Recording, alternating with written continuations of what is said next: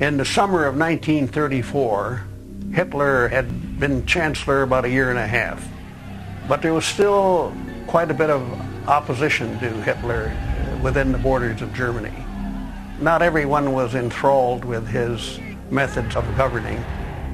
There were some people who were thinking, well, maybe this isn't the guy for the job. The Night of the Long Knives was probably the most significant single episode in Hitler's rise to power. The 30th of June, 1934. The date German freedoms and the rule of civilized law died at the hands of Adolf Hitler. In the hours that became known as the Night of the Long Knives, he murdered his way to dictatorship.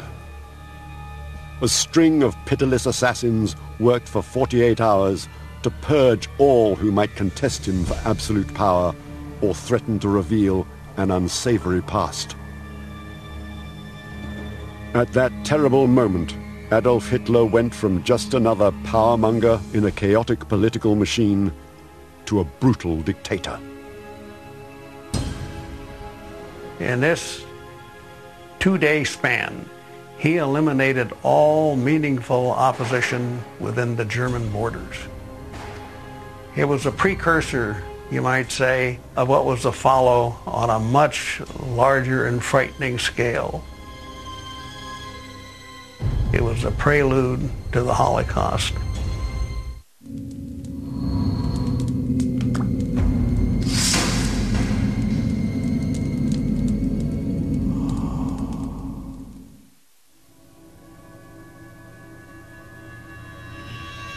Germans, safe in their beds on the night of the 30th of June 1934, were not aware that a great disaster was unfolding outside.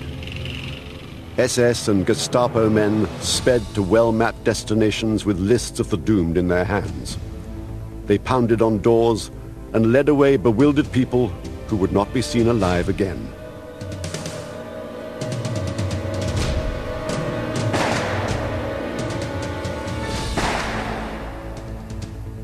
In his headquarters in Munich, Adolf Hitler and his inner circle nervously ticked off arrests as word came back from a network spread across Germany. From Berlin, Stettin, Breslau, Dresden, Glewitz, and other cities, word came of the progress of the purge. By 10 o'clock in the morning, lists of those arrested were growing, and Hitler authorized the next step. He sent the code word Kolibri, the German word for hummingbird, for the final massacre to begin.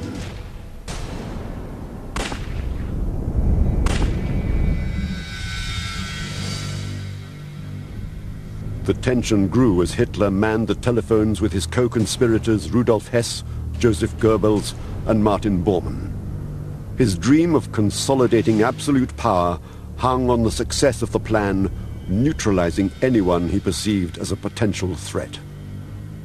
He was really on the knife's edge at all times. The army might have chosen to assassinate him, the communists might have chosen to assassinate him, people within his own party might have chosen to assassinate him. But he had some sort of a gambler's luck. In another headquarters in Berlin, the rest of Hitler's men were in action, with Hermann Göring, Heinrich Himmler, and Reinhard Heydrich in command. Hitler took pride in his brilliantly assembled death teams. It took Hitler 13 years to work his way to the top. But along the way, he had help from a small group of men who all shared a common characteristic. They were absolutely pitiless. One of Hitler's early biographers, Conrad Hayden, he described this cabal as beasts of prey, and that would not be an inaccurate assessment. During the killing spree, Göring is sitting at his desk in his ministry, a clearinghouse for all the murders, with his aides in there, and they're drinking beer and eating sandwiches and laughing, and There are shouts of raucous laughter coming from the room while these reports are coming in of people being killed. As the reality of their success grew with each assassination, Hitler and his cohorts came closer and closer to the absolute power they craved.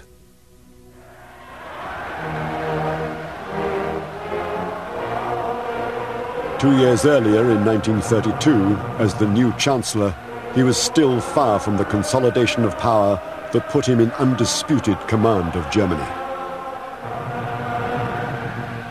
President von Hindenburg had reluctantly chosen him as the only man strong enough to produce a workable majority in the Reichstag. He's the Chancellor.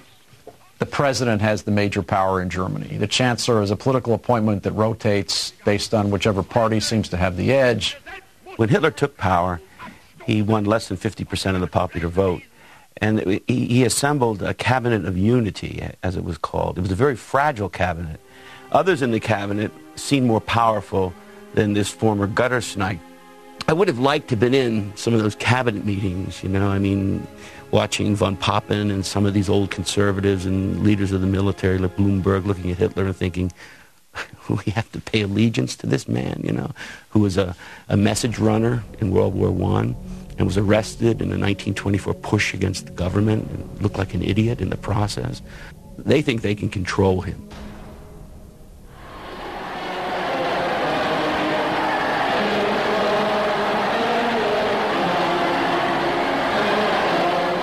The crowds cheered themselves hoarse. They could not see the disaster that lay before them. Neither could the men who had helped Hitler arrive at this position, from which he would kill them.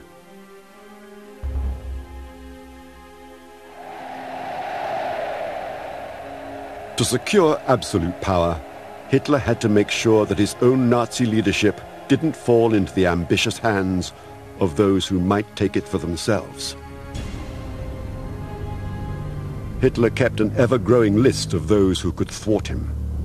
There were recent additions, acquired during his battle for the chancellorship. Gregor Strasser was a powerful rival in the party and a socialist with views opposed to Hitler. Kurt von Schleicher was a general who tried to split the Nazi party by offering the chancellorship to Hitler's rivals. But Hitler's fears focused on a far more potent colleague. Ernst Röhm, standing with the Nazi leadership, accepting the cheers of the German people after the 1932 election of Adolf Hitler, had expectations of a hugely expanded role in an aggressively reborn Germany. He had solidly earned those expectations and was a man to be feared. If you see a still picture of Röhm, he looks like a brutal pig of a man with scarred face and so forth. He was a brave officer. He became a captain in the German army. He won the Iron Cross and was well liked by his troops. He is much admired by Hitler. He actually brought Hitler in under his wing in the Nazi Party and succored the Nazi Party by getting army funds for it. He would siphon off funds and arms from the army directly to the Nazi Party and kept it alive. Along the way, he was probably more than any other person responsible for Hitler's rise to power. Among all the people of Hitler's associates at the time, Himmler, Goering, Goebbels, Strasser, none of them really had a power base. They all sort of lived through him. But Röhm was different. He had the massive backing of the 3 million man strong SA. As Hitler surveyed the huge, brawling, personal paramilitary that had brought him to power, its unruly leader began to emerge in his mind as an enemy that must be eliminated.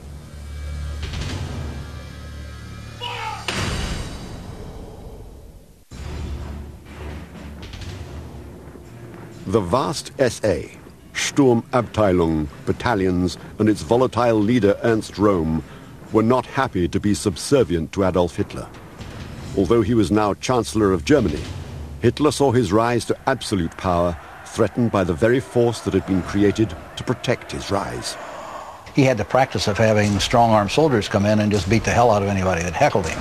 And this seemed like such a good idea that they realized that they really needed an association, a sort of a storm battalion to serve as a functionary to clear halls, and not only to protect Hitler from speeches, but to go in and interfere with the speeches of competing politicians. So this is almost perfect, because here you have these German soldiers, they don't have a job, they're home from the war, they go to a place where there's a lot of beer, and at the end of the evening they could beat the hell out of somebody. I mean, it really appealed. Hermann Goering's charge to the SA on its police powers left the brutish ex-soldiers in no doubt about their authority. He said, "Those who do their duty in the service of the state, obey my orders, and ruthlessly use their guns when attacked can rely on my protection. A bullet fired by a policeman is a bullet that belongs to me. If you say that is murder, then I am the murderer."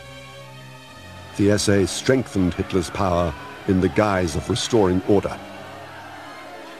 He uses the SA, itself a disorderly organization, to crush the communists and labor unions who were demonstrating in the streets for workers' rights and striking fear in people's hearts.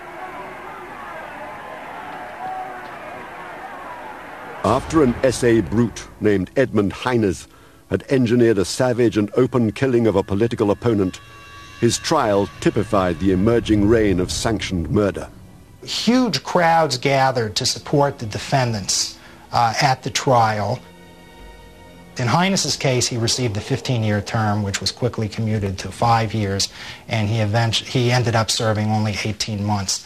When he ran for the Reichstag and was elected in 1930, he ran openly as a man who had committed a political killing, and this was seen as something positive about him.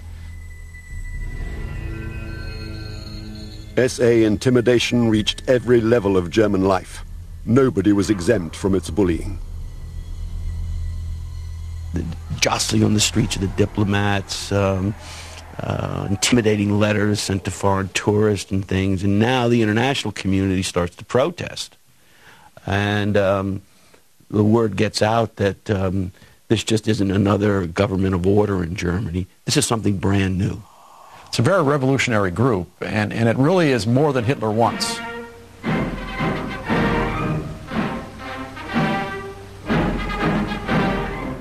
Within the SA, a Rem cult developed, like the Führer cult within the Nazi Party, where Rem was seen as the true leader, and Rem was seen as the man that best represented the interest of the SA. And Rem himself was, he was in a treasonous mood, there's no question about it. He was disgruntled himself, and he never saw himself as a subordinate to Hitler.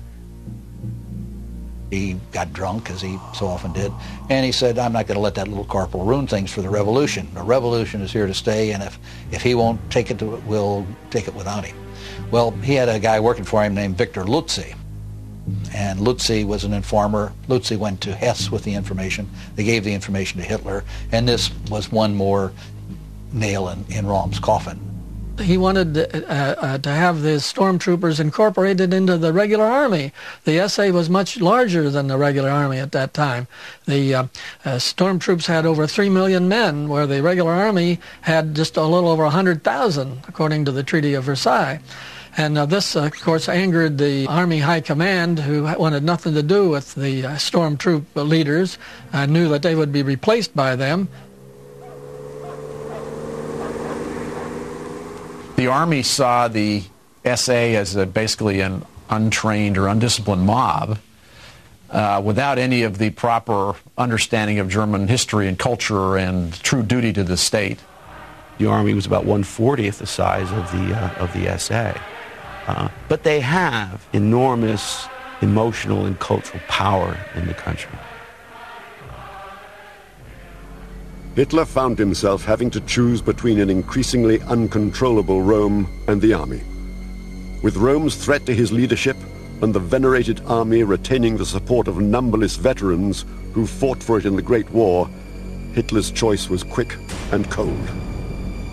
He has the opportunity to consolidate power the way he wants.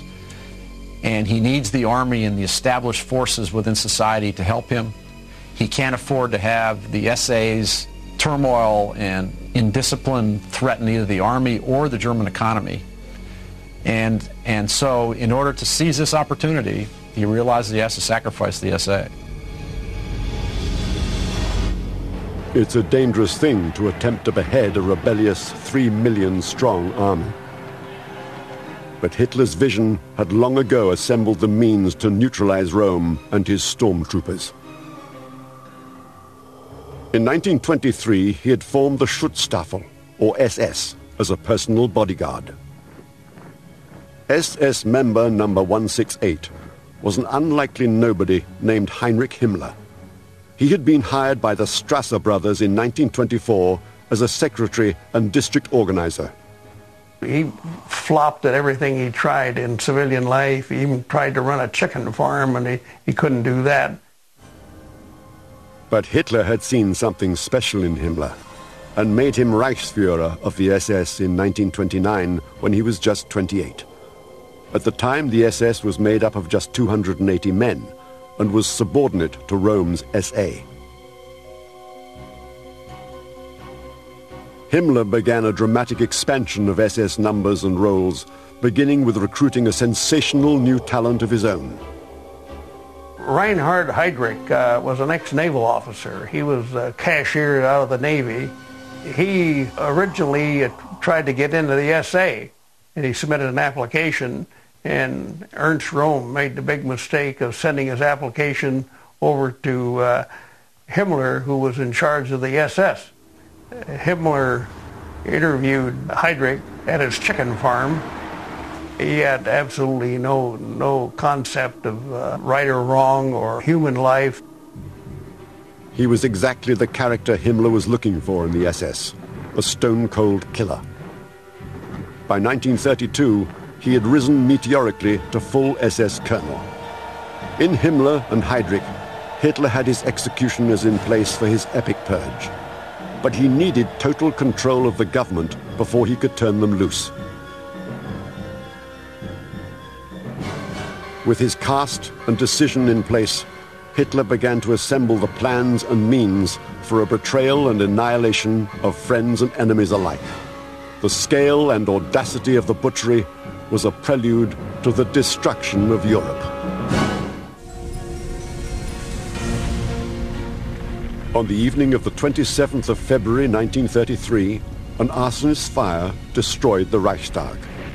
Hitler had the missing piece needed to set the stage for his epic massacre.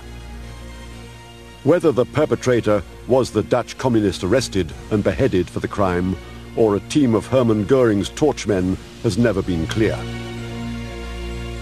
The very next day after the fire, Hitler calls on President von Hindenburg with a very carefully worded decree, which he said was necessary to thwart a communist takeover.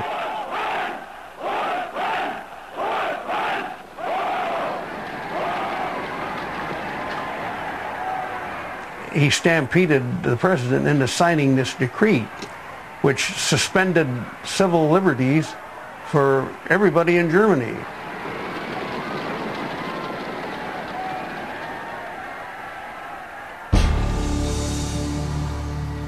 Over 3,000 people were arrested after the Reichstag fire. Not only communists, but opposing social democrats and pacifists.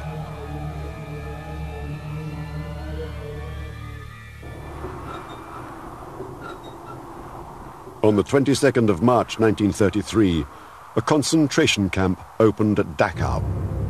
What later became a cog in an extermination machine for Jews was filled with dissenters of all stripes. Any charge of suspicion of activities inimical to the state could send anyone there without trial. A murder machine was building, and not even Hitler's close colleagues escaped its attention. After less than 2 months in office, Hitler had destroyed parliamentary government. There were no more free elections in Germany during his lifetime. But the SA, at the heart of his rise, was growing more and more hungry for its own power.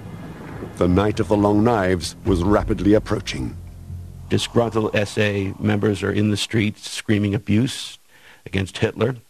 See, they figured that when the Nazis took power, they would reap the spoils, political office, sinecures, and things like that. Hitler made Röhm a member of his cabinet, sending him a mollifying letter, writing, "To assure you how very grateful I am to fate that I am able to call such men as you my friends and fellow combatants. In true friendship and grateful regards, your Adolf Hitler." Furious at what he saw as a rebuff to fully shared power, Röhm scored Hitler's overtures. Hitler saw a fast-rising danger, and with his customary decisiveness, moved to end it. He convened a secret meeting with the army aboard the cruiser Deutschland on the 11th of April 1934 to smooth out his master plan. President Hindenburg is dying. Hitler is the chancellor, which is the number 2 guy in the government, but the real power is with Hindenburg. He wants to combine those 2 offices to be in charge of both. He also wants to be in charge of the armed forces. But he can't do that without the support of the army. And he will strike a deal with the army in order to get their support. He would take care of Rome and the SA, this is what the Night of the Long Knives was all about. There had been strong speculation that the army also threatened Hitler with revealing what it knew about rampant homosexuality in the highest ranks of the Nazi Party, with Rome leading the debauchery. The arrogant power of the SA let them live out a lifestyle largely hidden from the German people. In the SA community, the Greek ideal of masculine homosexual supremacy and militarism was richly realized. It observed that they lived in a male world without women, a world of camps and marching, rallies and sports. And the Munich SA became notorious on account of them. Rome's amorous forays to gay bars and Turkish baths were riotous. He flaunted his homosexuality in public and insisted that his comrades do the same. Himmler stormed, "Does it not constitute a danger to the Nazi movement if it can be said that Nazi leaders are chosen for sexual reasons?" None of this was overlooked by Hitler, but he withheld his denunciation of homosexuality, perhaps wary of his own links to it, until the fast-approaching right time. From them and the discriminated provisions. Disturbing challenges to Hitler's advance to power appeared to goad him into action. Vice-Chancellor Franz von Papen went over his head to make an astonishingly brazen speech that threatened to destroy progress. He came out and said we should get back to the old ways, we should restore the freedom of speech, we've got to get away from these bloody means. The world by conquering ourselves with the help of God in a spirit of solidarity for the sake of the common weal. And it was an astounding speech written by, not by him, but by a man on his staff. And of course, when Hitler heard about it, he was furious. Goebbels seized the newspapers and wouldn't let them be distributed, but the speech got out. Von Papen was a personal friend and neighbor of the president, so Hitler was concerned that if it ever got to the point where the president would declare martial law, he'd lose everything he'd ever worked for. There was even more trouble taking shape to speed events. Hitler decided, after hearing the German ambassador in Paris, that Ernst Röhm had been contacting the French behind Hitler's back to ask if they would object to a regime change in Germany. And when he heard that, then he knew that he had to take drastic action. So his solution was quite simple. He would invent a plot to overthrow the government and then kill everybody who was supposedly involved. The SA had outlived its usefulness. Okay, it had cleared the streets, in a sense. generated the chaos that Hitler needed to present himself as a restorer of order. But then Hitler was forced to control that chaos, to restore that order, and the way to do that, the instrument was a coup against his own people. Working out of Gestapo headquarters in early June 1934, Reinhard Heydrich meticulously charted Hitler's dazzling purge operation and assigned it the disarming codename Hummingbird. Sealed envelopes containing instructions were distributed to Gestapo units throughout Germany. Hitler made himself part of an elaborate strategy to allay suspicion. On the 28th of June, he attended a wedding of a local Gauleiter, and later ostentatiously visited the wealthy Krupp family. There has already been an arrangement made that Röhm was going to go on leave because he was not well, and that the entire SA was going to take the month of July off. There was never any evidence that a plot existed. Ernst Röhm, who was the head of the Brown Shirts, was on vacation. He was down on holiday at the Hotel Hansel Bar at Bad Wiessee. So Hitler sent to Röhm and said, I want to see the SA people on June 30th at 11 a.m. There had been an incident in which some SA people had roughed up some foreigners, some foreign diplomats, and he wanted to ostensibly lecture them about you can't do this to foreign diplomats. The SA commander dispatched telegrams to his top officers to rush to Bad Wiessee. He scheduled a banquet with a specially ordered vegetarian menu for Hitler. Röhm had not realized that it was he and his men who were going to be fed to their guest.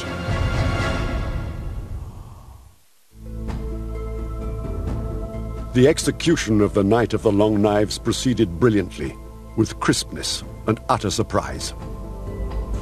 This plan for arresting Ernst Röhm and his SA High Command was not thought out for months and weeks in advance, but actually was arranged in a matter of days and hours, and was pulled off with just a handful of police. The 30th of June 1934, 4 a.m. A Junkers 52 trimotor touched down at Oberweissenfels aerodrome outside Munich.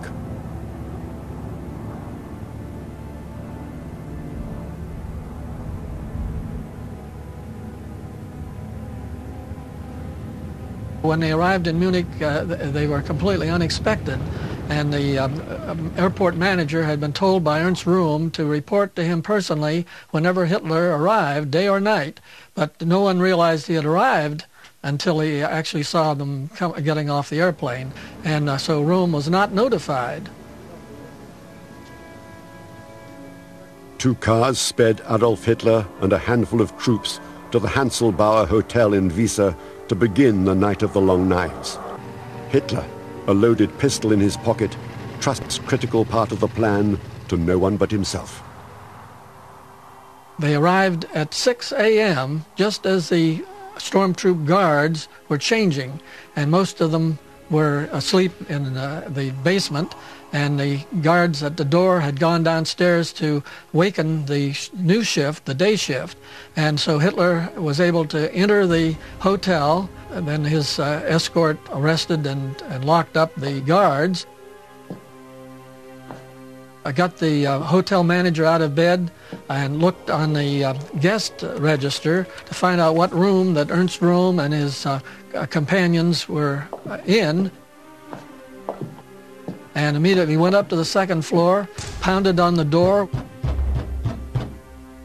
They were apparently having a party that night, the SS members, and many of them were, avowedly homosexuals. There was a lot of debauchery going on. Hitler goes in, says, "You're under arrest."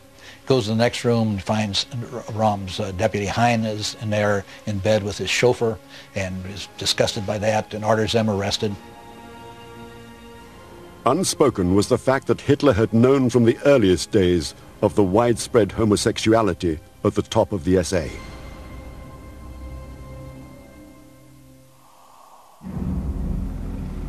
When a contingent of Röhm's SA men arrived unexpectedly in enough force to destroy the entire plot, Hitler brazened his way through. Here comes some SA troops, two big loads of them in personnel carriers, armed. And Hitler walks out and says, turn around, go back, you'll be disarmed on the way back to Munich and placed under arrest. And these guys accepted.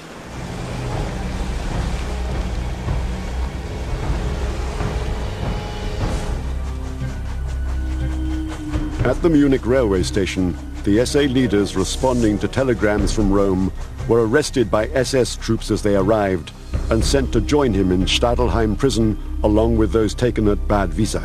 And once Rome was out of the way, that's when Goebbels picked up the phone in Munich and calls Göring in Berlin and utters the code word Kolibri. With that, the signal for an arbitrary mass butchery of unconvicted German citizens had been given. The death list had enormous range and included the Munich and Berlin SA leaders August Schneidhuber and Karl Ernst. The army lost General Ferdinand von Bredau and the priesthood Father Bernhard Stempfel. Dissident writer Walter Schott and journalist Edgar Jung were murdered. Dr. Erich Klausner paid the price for writing the Van Papen speech, and Gustav von Klar died because he had once given evidence against Hitler in the Putsch trial. Dr. Wilhelm Schmidt died in error, and the Nazis apologized. In Berlin, Heydrich was in his element on the night of the Long Knives. He relayed orders to teams of killers poised throughout the Reich, using the telephone and the Gestapo teleprinter network. This is an operation where the SS really establishes itself as the prime tool for Hitler in the future. They're going to be the loyal political tool that he's been looking for, that the SA did not provide for him, the SS will. One of the principal executioners used by the Nazi leadership in the Night of the Long Knives was Joseph Zep Dietrich, who was an SS commandant, who was the head of Adolf Hitler's bodyguard. Zep Dietrich led the execution squad at Stadelheim prison that shot to death 6 of the top SA leaders during this purge of June 30th, 1934.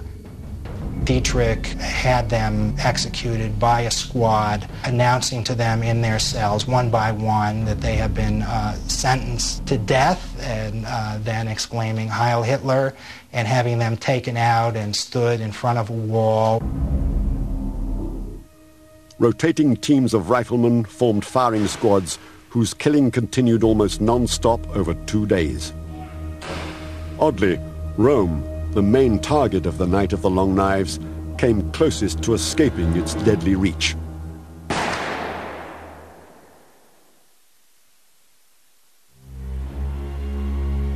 In Berlin, the Night of the Long Knives was directed by Hermann Göring. Göring led the SS into SA headquarters and ran through the building, repeatedly pointing and shouting, "Arrest him! Arrest him!" All those pointed out were doomed. 150 SA leaders had their names called out 4 at a time. Those called were marched to a brick wall, their shirts torn from them, and a charcoal circle drawn around their left nipple. Those not yet called watched their own approaching fate through the window as blood, flesh and bone splattered the wall behind the shootings. Special enemies like Kurt von Schleicher and Gregor Strasser got special treatment. In the case of Schleicher, the 2 men with long trench coats came and knocked on the door, and the servant admitted them, and they walked into the room where Schleicher was sitting, and they said, "Are you General Schleicher?" And he said, "I am." And they shot him, just pulled out their Walther pistols and put bullets into him.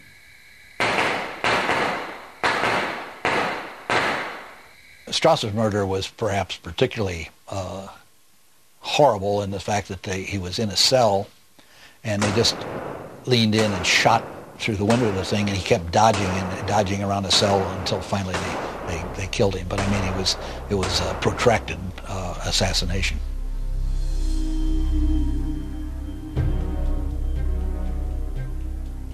As the death count grew, they may also have been covering up Hitler's sexual history. Although evidence of sexual indiscretions by the Führer had been murderously suppressed, always there were whispers that he'd been a male prostitute in Vienna and Munich as a youth, that he'd been listed as such in Viennese police records, that his foppish mannerisms went suspiciously with his surrounding himself with practicing homosexual companions and co-workers. The homosexual Röhm had once made him a protege. Maybe Röhm had to die not only because he had too much power, but because he knew too much about Hitler's past. Adolf's history with women was equally troubled. Back in 1931, Hitler was having an affair with his young niece, Geli Raubel, and she ended up supposedly committing suicide. Her death was under very peculiar circumstances. She was found laying on the floor of her room dead in the morning, and she had had a violent argument with Hitler the preceding day, and he claimed that when she died that he was out of town.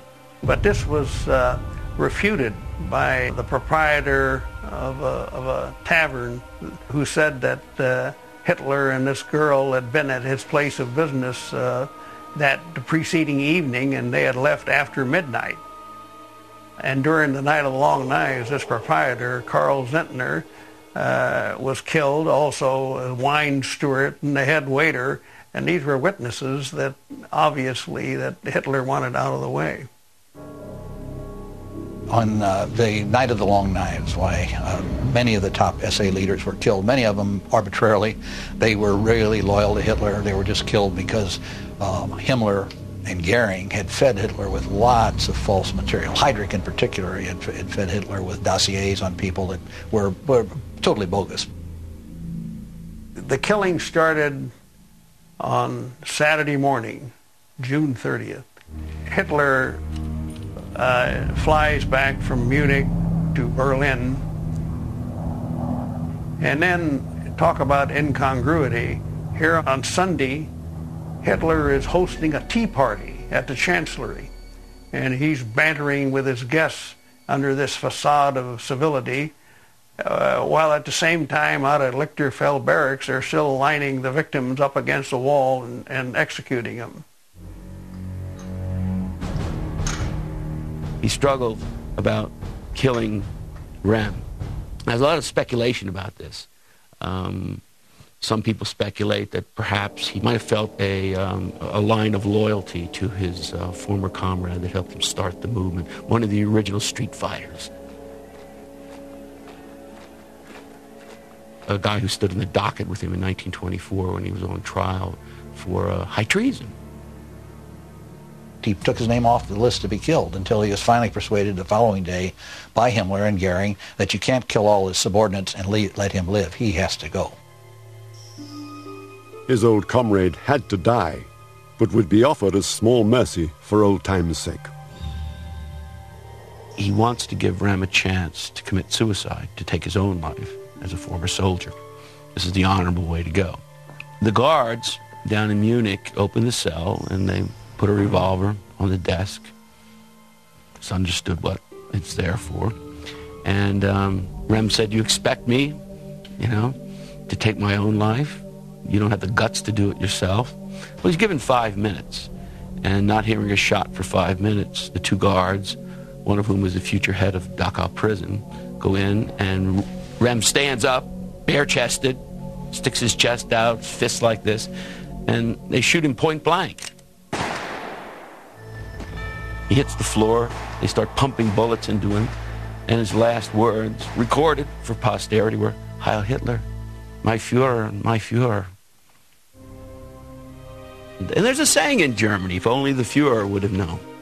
And I'm sure that Röhm thought that this wasn't Hitler that had ordered this execution. In this whole episode, we see a mass murderer at work. It had all the elements of first-degree homicide, premeditation, motive, intent. All records connected to the mass murders were destroyed. Without hard documents, lists, photos, or survivors, the number of murdered has never been accurately known. Many believe it exceeded 1,000. Propaganda Minister Goebbels denied the public any media coverage, even forbidding the printing of obituaries. A brief press release stated simply that Röhm had been removed as head of the SA, with 5 of his top aides executed for what was called debauchery. The decapitated SA began to fade as a force. The German people applauded the strong new hand that had stymied communism and restored order, forgetting who had destroyed that order in the first place. Well, after the Night of Long Knives, Hitler was really in the perfect position. He had an agreement with the army that he was going to rearm them. He was financed by the big industrialists, Tyson and Krupp and others. And so he had the SA suppressed.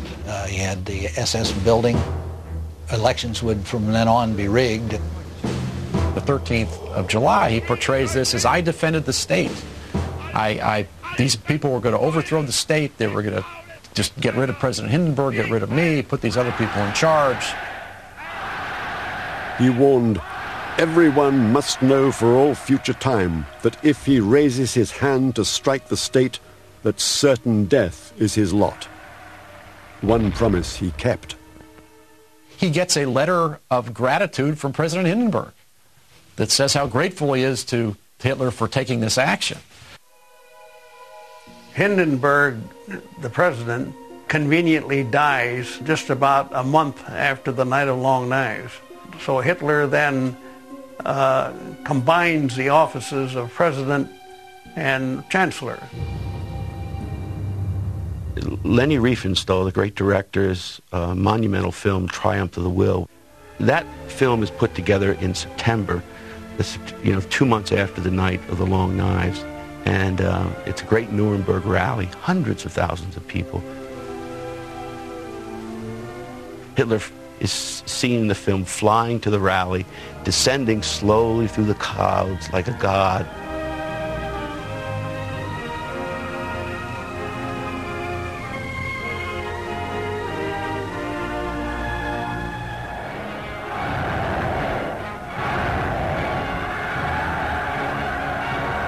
And you just see the faces, and they're exalted. This is their leader. This is the man who rescued Germany.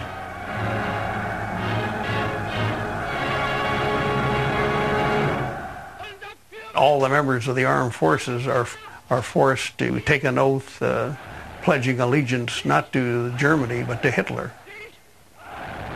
Now he was in a position to start expanding the borders of Germany, in violation of the Versailles Treaty, which was really thrown into the ash can as far as he was concerned.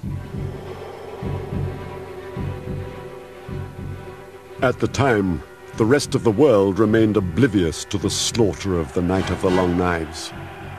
More ominously, they did not seem to see that this cruel night handed a homicidal maniac total dominance over a mesmerized people and a growing war machine.